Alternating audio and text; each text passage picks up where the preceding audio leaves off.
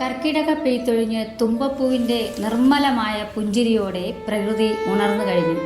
ഇന്ന് ചിങ്ങമാസത്തിലെ അത്തം. മലയാളികളുടെ ഉമ്മറത്തേക്ക് ഐശ്വര്യത്തിൻ്റെ 10 നാളുകൾ എഴുന്നള്ളുന്ന സുദിനം. വെറുമൊരു അലങ്കാരമല്ല നമ്മുടെ അത്തപ്പൂക്കളം. അത് പ്രപഞ്ചശക്തിയെയും ദേവതകളെയും നമ്മുടെ ഗ്രഹത്തിലേക്ക് ആനയിക്കുന്ന മഹാപുണ്യമാണ്. എല്ലാ പ്രിയപ്പെട്ടവർക്കും നമ്മുടെ ഈ വീഡിയോയിലേക്ക് ഹൃദയം നിറഞ്ഞ സ്വാഗതം. ഓരോ ദിവസവും നിങ്ങൾ അത്തപ്പൂക്കളം ഇടുമ്പോൾ ഇങ്ങനെയുള്ള മന്ത്രങ്ങൾ ചൊല്ലി പ്രാർത്ഥിക്കൂ. നിങ്ങളുടെ ജീവിതം നിങ്ങൾ സ്വപ്നം കണ്ടതിനേക്കാൾ വലിയൊരു സൗഭാഗ്യമായി മാറും. അത്തം മുതൽ തിരുവോണം വരെയുള്ള ഈ 10 ദിവസങ്ങളിൽ നമ്മൾ അനുഷ്ഠിക്കേണ്ട കർശനമായ വ്രതശുദ്ധിയും പൂക്കളം ഇടുമ്പോൾ സ്മരിക്കേണ്ട ഭഗവത് മന്ത്രങ്ങളും ഇതിലൂടെ നമ്മുടെ കുടുംബത്തിന് ലഭിക്കുന്ന പരമമായ നേട്ടങ്ങളും എന്തൊക്കെയാണെന്ന് ഇന്നത്തെ ഈ പുലർകാല വന്ദനത്തിലൂടെ നമുക്ക് മനോഹരമായി മനസ്സിലാക്കാം. എല്ലാ ദിവസവും രാവിലെ സൂര്യോദയത്തിന് മുൻപായി കുളിച്ച് ശരീരശുദ്ധി വരുത്തി വേണം പൂക്കളം ഒരുക്കാൻ. കിണ്ടിയിൽ തുളസിയിലയിട്ട് വെള്ളം തളിച്ച് മുറ്റം ശുദ്ധമാക്കിയാണ് നമ്മൾ പൂക്കളം ഇടാൻ ഒരുങ്ങേണ്ടത്.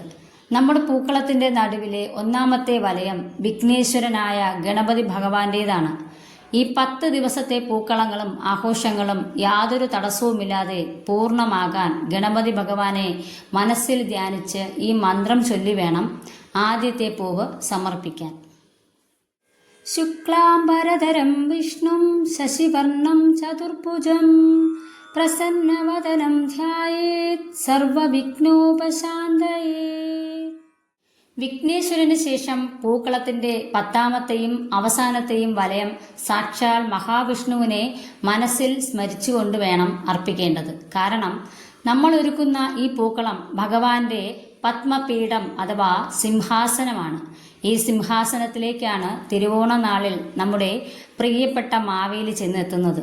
അതുകൊണ്ട് ഭഗവാനെ ധ്യാനിച്ച് ശാന്താകാരം ഭുജഗശയനം പത്മനാഭം സുരേശം വിശ്വാധാരം ഗഗനസദൃശ്യം മേഘവർണം ശുഭാംഗം ലക്ഷ്മീകാന്തം കമലനയനം യോഗിപ്രധ്യാനഗമ്യം വന്ദേ വിഷ്ണും ഭവഭയകരം സർവലോകൈകനാഥം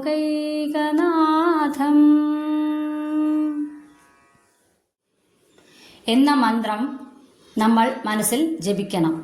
പൂക്കളത്തിലെ 10 വരികൾ 10 ദേവതകളെ പ്രതിനിധീകരിക്കുന്നു എന്നാണ് ഐതിഹ്യം. 1ാം ദിവസമായ അത്തത്തിന് വിഷ്ണുപ്രിയമായ വെളുത്ത തുമ്പപ്പൂ മാത്രം ഉപയോഗിച്ച് ഒരു വരി ഇടുന്നു. 2ാം ദിവസമായ ചിത്തിരയിൽ വീട് ശുദ്ധമാക്കാൻ തുളസിയിലകളും വെള്ളപ്പൂക്കളും ചേരുന്നു. 3ാം ദിവസം ചോതിയിൽ ആദ്യമായി ചുവന്ന ചെമ്പരത്തിയും തെച്ചിയും വന്ന് പൂക്കളം വർണ്ണാഭമാക്കുന്നു.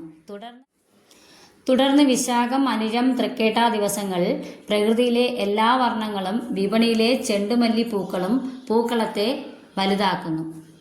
മൂലം നാളിൽ ചതുരാകൃതിയിലേക്ക് മാറുന്ന പൂക്കളം പൂരാടത്തോടെ തൃക്കാക്കരപ്പൻ്റെ മൺരൂപങ്ങളെ വലവേൽക്കുന്നു. ഉത്രാടപ്പാച്ചിലിൽ മുറ്റമാകെ നിറയുന്ന 9 വരികളുള്ള വലിയ പൂക്കളം തീർത്ത് ഒടുവിൽ തിരുവോണ നാളിൽ അരിമാവ് കോലമിട്ട് അതിൽ തുമ്പപ്പൂക്കുടം വച്ച് നമ്മൾ ഭഗവാനെയും മാവേലിയെയും സ്വീകരിക്കുന്നു. വിപണിയിലെ എത്ര വലിയ പൂക്കൾ വാങ്ങിയാലും എല്ലാ ദിവസവും പൂക്കളത്തിൽ നിർബന്ധമായും ഉൾപ്പെടുത്തേണ്ടത് വെളുത്ത തുമ്പപ്പൂവാണ്. ഇത് അങ്ങേയറ്റത്തെ സാത്വികതയെയും ഈശ്വര ചൈതന്യത്തിൻ്റെയും പ്രതീകമാണ്. ഓരോ ദിവസവും നമ്മൾ പൂക്കൾ നുള്ളി പൂക്കളത്തിൽ അർപ്പിക്കുമ്പോൾ മനസ്സിൽ ഇങ്ങനെ പ്രാർത്ഥിക്കണം: ഹേ ഭഗവാനെ പത്മനാഭ, എൻ്റെ ഉള്ളിലെ അഹങ്കാരവും സ്വാർത്ഥതയും മാറ്റി ഈ പൂക്കളുടെ നിർമ്മലത പോലെ എൻ്റെ മനസ്സിനെയും കുടുംബത്തിനെയും അങ്ങിലേക്ക് സമർപ്പിക്കുന്നു. ഞങ്ങളുടെ ഗ്രഹത്തിൽ അവിടുത്തെ കാരുണ്യം എപ്പോഴും ഉണ്ടാകണമേ. 10 ദിവസവും പൂർണ്ണമായും സസ്യാഹാരം കഴിച്ച് ശരീരവും മനസ്സും ശുദ്ധിയാക്കി വഴക്കുകളൊന്നുമില്ലാതെ ഒരുമയോടെ പ്രാർത്ഥിക്കുമ്പോൾ ആ വീട്ടിൽ നിന്ന് എല്ലാ നെഗറ്റീവ് ഊർജവും വിട്ടകലുന്നു. ലക്ഷ്മി ദേവിയുടെ നിത്യസാന്നിധ്യവും രോഗശാന്തിയും ദീർഘായുസ്സും ഐശ്വര്യവുമാണ് ഈ അത്തപ്പൂ വ്രതത്തിലൂടെ നമ്മുടെ കുടുംബത്തിന് ഭഗവാൻ നൽകുന്ന പരമമായ നേട്ടം. വെറുമൊരു അലങ്കാര മത്സര ബുദ്ധിയോടെ അല്ലാതെ ഭക്തിയോടും ചിട്ടയോടും കൂടി ഈ പുണ്യദിനങ്ങളെ നമുക്ക് വരവേൽക്കാം. ഈ ചിങ്ങപ്പുലരി എല്ലാവരുടെയും ജീവിതത്തിൽ വലിയ മാറ്റങ്ങളും സന്തോഷവും കൊണ്ടുവരട്ടെ.